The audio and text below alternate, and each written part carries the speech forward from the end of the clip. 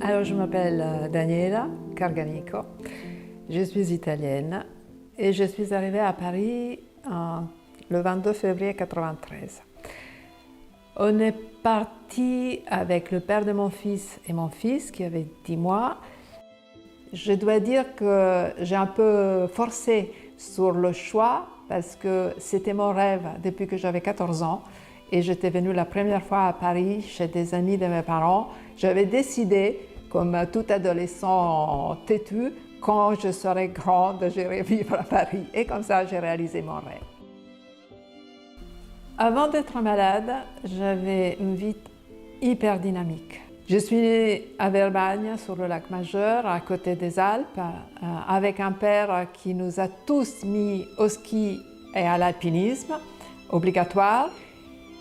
C'était une vie de femme qui faisait du bateau à voile, du kayak, de la course à pied, et qui d'un coup s'est retrouvée à commencer à boiter légèrement.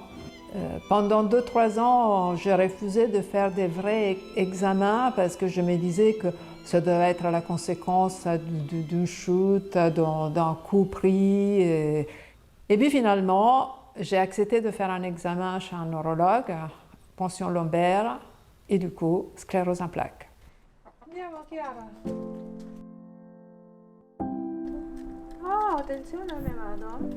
Aïe, aïe, aïe. Donc mon boitement a empiré. Dans les premiers 3-4 ans, d'un léger boitement est devenu un boitement important, surtout avec la chaleur et surtout quand je marchais beaucoup, parce que j'avais l'habitude, surtout à Paris, il faut marcher beaucoup, parce que c'est une ville où le métro n'est pas trop desservi par des escaliers électriques et des ascenseurs.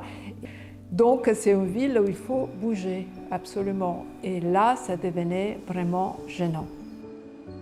Et je commençais à comprendre qu'avec la sclérose en plaques, même mon métier devenait hyper compliqué. Ça peut sembler bizarre à dire, mais étant donné toute ma vie très sportive, me voir marcher boitant, c'était d'une tristesse. J'avais presque honte et j'avais plus envie de sortir, j'avais plus envie de bouger. Donc, un dimanche matin, désespérée, je me suis levée très tôt, je me suis mise sur Internet et j'ai commencé à chercher partout des outils, quelque chose. Et puis j'ai trouvé Mobile Walk. Et en plus, c'était italien. Donc, j'ai regardé le film, j'ai tout de suite écrit un email.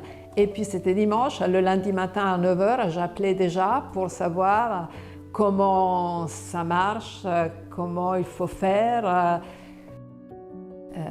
J'ai décidé de venir en Italie et d'aller l'essayer avant de l'acheter. Et quand Samuel m'a mis l'exoband, j'ai encore le film. C'était le rêve. J'ai compris tout de suite qu'avec cet outil, ma vie allait changer.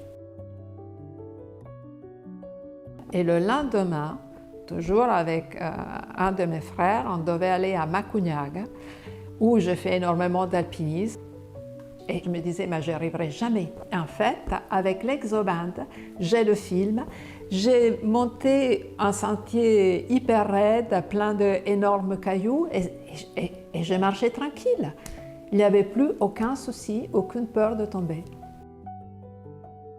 L'exoband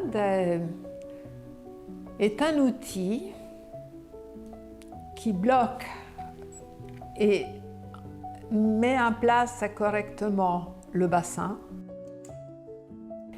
Et avec 2 bandes qui sont au niveau des genoux, reliées par des élastiques, aide à soulever la jambe.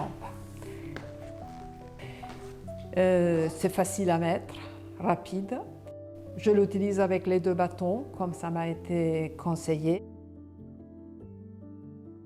Et là, je remercie le suivi de Samuel, parce que pendant le premier mois, il m'a suivi pour me faire marcher tous les jours un peu plus. Il m'a donné une méthode et je suis arrivée à marcher 1 heure.